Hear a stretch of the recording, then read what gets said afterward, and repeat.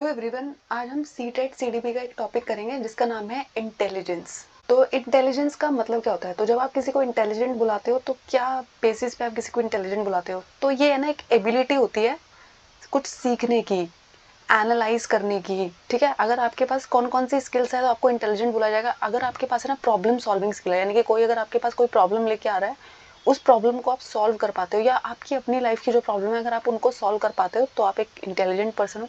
अगर आपके अंदर है ना क्रिटिकल थिंकिंग है, क्रिटिकल थिंकिंग का मतलब होता है जब आप एक चीज़ के है ना दोनों एस्पेक्ट को देख पाते हो, उसके प्रोज भी देख पाते हो, उसके कॉन्स भी देख पाते हो, उसकी अच्छी बातें भी देख पाते हो, उसकी बुरी बातें भी देख पाते हो। ठीक है, क्रिटिकल एनालिसिस कर पाते हो किसी भी सिचुएशन का, तो आप इंटेलिजेंट पर्सन है। कोई भी चीज़ है ना आप सीख जाते हैं। ठीक है, बहुत जल्दी से आपको कोई भी बात समझाई गई, बताई गई, सिखाई गई, बहुत ही जल्दी अगर आप उसको सीखते हैं तो आप बहुत इंटेलिजेंट पर्सन है। और कॉम्प्लेक्स से कॉम्प्लेक्स आइडियाज़ आपको कॉम्प्लेक्स नहीं लगते। ठीक है, आपको ऐसा लगता है कि ये आइडिया तो मैं बहुत आराम से समझ सकती हूँ। ठीक, ये सारी चीज़ें क्या होती है, इंटेलिजेंस को शो करती है। तो जो पहला इंटेलिजेंस टेस्ट था वो किसने बनाया था? एल्फ्रेड बिनेट ने बनाया था 1905 में। तो आपको पता होना चाहिए कि पहला टेस्ट, इंटेलिजेंस टेस्ट, किसने बनाया था? एल्फ्रेड बिनेट ने 1905 में। 1908 में ना सिमन ने मेंटल एज का कॉन्सेप्ट दिया। ठीक है, उन्होंने बताया मानसिक आयु के बारे में। ठीक है, 1912 में क्या हुआ? विलियम स्टर्न ने आईक्यू का फॉर्मूला दिया, यानी कि अगर आपको है ना किसी की इंटेलिजेंस नापनी है तो उसके लिए उन्होंने एक फॉर्मूला बताया, mental age divided by chronicle age. तो मेंटल एज का मतलब होता है आपके दिमाग की आयु कितनी है, और क्रॉनिकल एज का मतलब होता है जब से आप पैदा हुए अभी तक आपकी कितनी एज हो गई। तो सोचिए अगर आप 26 साल के हैं, ठीक है, लेकिन आपकी मेंटल एज भी 26 साल की हो ऐसा ज़रूरी नहीं है। ठीक है, कुछ लोग होते हैं ना वो एज से बहुत बड़े हो जाते हैं लेकिन उनका दिमाग अभी भी छोटे बच्चे की तरह है। ठीक है, और कुछ लोग होते हैं उनकी जो क्रॉनिकल एज है वो बहुत कम है लेकिन उनकी मेंटल एज बहुत ज़्यादा है। ठीक है, तो आईक्यू का फॉर्मूला दिया, लेकिन 1916 में है ना लुईस टर्मन ने कहा कि ये फॉर्मूले में थोड़ी प्रॉब्लम है, इसको उन्होंने बेटर किया, रिवाइज किया। तो उन्होंने फॉर्मूला क्या दिया?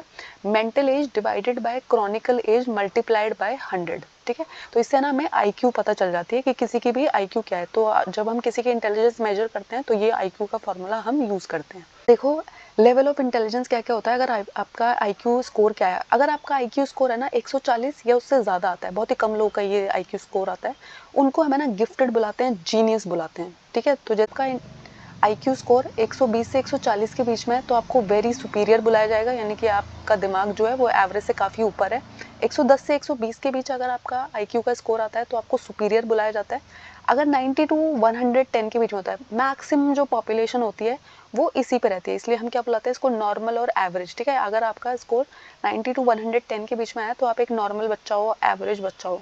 ठीक है, 75 टू 90 के बीच में बॉर्डर लाइन डल, यानी कि ये बच्चा है ना बहुत ज़्यादा इंटेलिजेंट नहीं होगा, ठीक है, लेकिन बहुत ज़्यादा बेवकूफ़ भी नहीं है। ठीक है, बॉर्डर लाइन, एकदम बॉर्डर लाइन पे है। ठीक है, उसके बाद 50 टू 75 मॉरॉन्स, 25 टू 50 इम्बेकल, और 25 से नीचे जिनका आईक्यू स्कोर आता है उनको इडियट बोला गया। ठीक है, लेकिन देखो ऐसा ज़रूरी नहीं है, ये तो उन्होंने कैटेगराइजेशन रखा हुआ है। ठीक है, तो ये आपको इसलिए पता होना चाहिए। कभी कभी ना वो आपसे पूछ लेते हैं कि अगर किसी का आईक्यू स्कोर 110 से अबव है तो उसको क्या बुलाएंगे, 140 है तो गिफ्टेड का क्या होता है। इतना आपसे ना एक मार्क में कभी कभी ऐसा पूछ लिया जाता है, तो इसलिए आपको ये टेबल पता होनी चाहिए। उसके बाद होता है इंटेलिजेंस पे है ना किस बात का फर्क पड़ता है, तो आपके हेरिडिटी का फर्क पड़ता है। हेरिडिटी का मतलब होता है अनुवांशिकता का, आपके माँ बाप से आपको कैसे जीन्स मिले हैं, आपकी फैमिली में कैसे जीन्स मिले हैं। तो आपने देखा ना कभी कभी किसी बच्चे को हम देखते हैं उसका मैथ्स बहुत फास्ट होता है तो लोग कहते हैं अरे उसका दिमाग ना एकदम अपने पापा की तरह चलता है, बहुत शार्प है।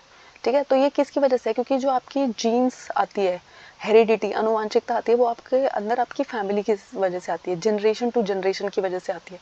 तो आपकी इंटेलिजेंस पे बहुत फ़र्क पड़ता है आपकी हेरिडिटी का। अगर आपके जीन्स की क्वालिटी बहुत अच्छी होगी तो आपके इंटेलिजेंस लेवल बहुत हाई होंगे।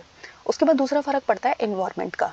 ठीक है, अब इन्वायरमेंट का फ़र्क क्यों पड़ता है? सोचिए आपके जीन्स तो ना बहुत ही अच्छे थे, ठीक है, आपके पेरेंट्स बहुत इंटेलिजेंट और स्मार्ट थे, आप भी बहुत इंटेलिजेंट, लेकिन मैंने आपको कभी स्कूल ही नहीं जाने दिया, मैंने कभी आपको वो इन्वायरमेंट ही नहीं दिया जहाँ से आप कुछ अच्छा सीख सकते थे, तो आप सब कुछ बहुत बुरा सीख जाओगे ना।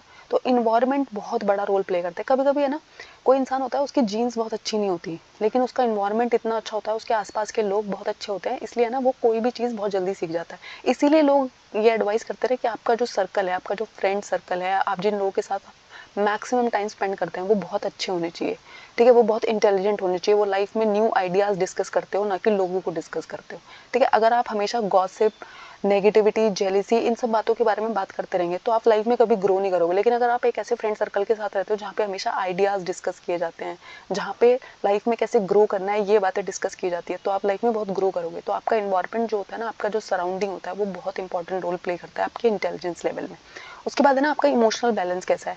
अगर आप ऐसे इंसान हो कि ज़रा सी प्रॉब्लम आती है और आपको बस ब्लेम करने लग जाते हो, दूसरों को ब्लेम करने लग जाते हो, लक को ब्लेम करने लग जाते हो, भगवान को ब्लेम करने लग जाते हो, तो चाहे आप कितने भी इंटेलिजेंट है, कहते हैं ना कि EQ जो होता है, इमोशनल क्वोशंट जो है वो ज़्यादा इंपॉर्टेंट है एज कम्पेयर टू IQ।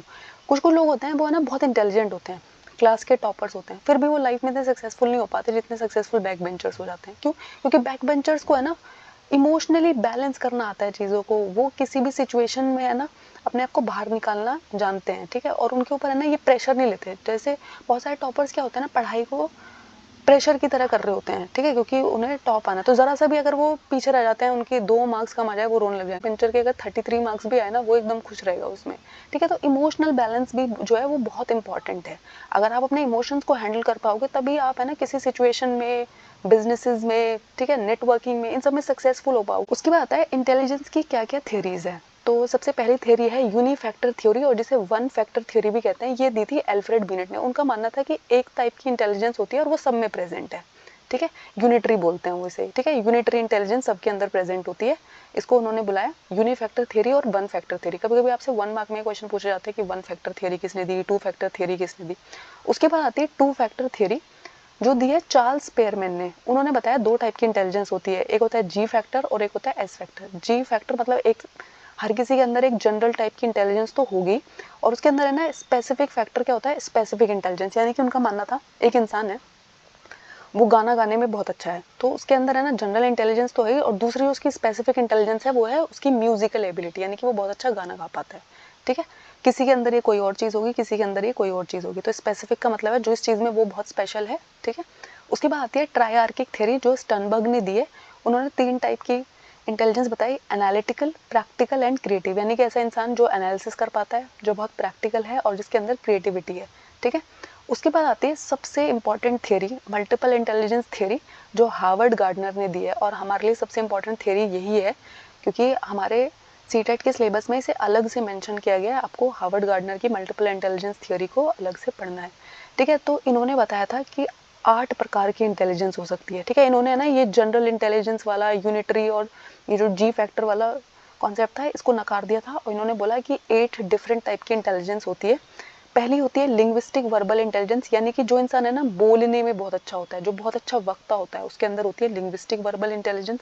और ये 8 के 8 प्रकार है ना एक दूसरे से इंडिपेंडेंट होते हैं, ठीक है, उन्होंने ये भी बोला था। दूसरा होता है लॉजिकल मैथमेटिकल इंटेलिजेंस। ऐसा इंसान जो है ना बहुत ही अच्छा होगा मैथमेटिकल कैलकुलेशन करने में, लॉजिकल रीजनिंग अप्लाई करने में, ठीक है। और इसका मतलब ये नहीं होता है कि वो सब्जेक्ट्स मैथ्स में अच्छा होगा, रीजनिंग में अच्छा होगा। इसका मतलब है लाइफ में अगर आपने उसे कोई प्रॉब्लम दी तो वो उस रीजनिंग, उसके पीछे का रीजन भी ढूंढ पाएगा, ठीक है। उसके बाद आता है स्पाशियल इंटेलिजेंट। स्पाशियल इंटेलिजेंस का मतलब होता है ऐसे लोगों के पास है ना स्पेस को लेकर बहुत अच्छी इंटेलिजेंस होती है। स्पेस का मतलब है आप इनको एक खाली प्लॉट दिखाओगे, ये एकदम से इमेजिन कर लेंगे कि इस पे मैं इतनी सुंदर बिल्डिंग बनाऊंगा, कितना सुंदर मॉल बनाऊंगा, ठीक है। तो जो हमारे आर्किटेक्ट्स होते हैं, डिजाइनर्स होते हैं, पायलट्स होते हैं, उनको पता है कि इतने से स्पेस में गाड़ी मुड़ जाएगी। आपने अगर अपने पापा को कभी ड्राइव करते हुए देखा है, अपने भाई को कभी ड्राइव करते हुए देखा है, या आप खुद ड्राइव करती हैं, तो अगर आपको ना ये आइडिया ना इतनी जगह से गाड़ी निकल जाएगी, तो आपको ना स्पेस की बहुत अच्छी नॉलेज है, यानी कि स्पाशियल इंटेलिजेंस है आपके अंदर भी। उसके बाद आती है म्यूजिकल इंटेलिजेंस। म्यूजिकल इंटेलिजेंस का मतलब होता है ऐसे लोगों को है ना टोन की, धुन की बहुत अच्छी नॉलेज होती है, ठीक है। तो जैसे लता मंगेशकर, ठीक है, तो म्यूजिकल इंटेलिजेंस बहुत हाई होता है, अपना न्यू आइडियाज, धुन ये लोग क्रिएट कर पाते हैं, जैसे AR रहमान। उसके बाद आता है बॉडीली काइनेस्टिक इंटेलिजेंस। तो जो लोग है ना बहुत आराम से अपनी बॉडी को मूव करा पाते हैं, जैसे कि डांसर्स, जैसे कि एथलीट्स, जैसे कि क्रिकेट प्लेयर्स, तो उनको पता है ना मेरे को इतना मूव करना है और मेरे को विकेट मिल जाएगा, ठीक है। या फिर डांसर को पता है कि मेरी जो मुद्रा है इससे बाहर नहीं जानी चाहिए, तो उनके पास कौन से वाली इंटेलिजेंस है, बॉडीली काइनेस्थेटिक इंटेलिजेंस। उसके बाद आती है इंट्रा पर्सनल इंटेलिजेंस और इंटर पर्सनल इंटेलिजेंस। तो इंट्रा पर्सनल इंटेलिजेंस वो इंसान होता है जिसको अपने बारे में नॉलेज होती है, ठीक है, जो अपने आप को बहुत अच्छे से समझता है, उसे हम बोलते हैं intra personal intelligence. Inter personal intelligence का मतलब होता है एक ऐसा इंसान जो दूसरों को बहुत अच्छे से समझता है, उसे हम बोलते हैं इंटर पर्सनल इंटेलिजेंस। उसके बाद आती है नेचुरलिस्टिक इंटेलिजेंस। नेचुरलिस्टिक इंटेलिजेंस का मतलब होता है ऐसा इंसान जो नेचर के बारे में, मिनरल्स के बारे में, रॉक्स के बारे में, प्लांट्स के बारे में, एनिमल्स के बारे में, यानी कि नेचर से जो चीज़ें हमें मिलती है ना उनके बारे में बहुत ही हाई अवेयरनेस रखता है, इंटेलिजेंस रखता है। तो ये 8 प्रकार हार्वर्ड गार्ड ने बताया। ये थ्योरी मैंने आपको अलग से भी करा रखी है, वो वाली वीडियो भी ज़रूर देखिएगा। Thank you. आई होप आपको इसमें कोई डाउट नहीं है। अगर कोई डाउट है तो मुझे कॉमेंट्स में बताइएगा।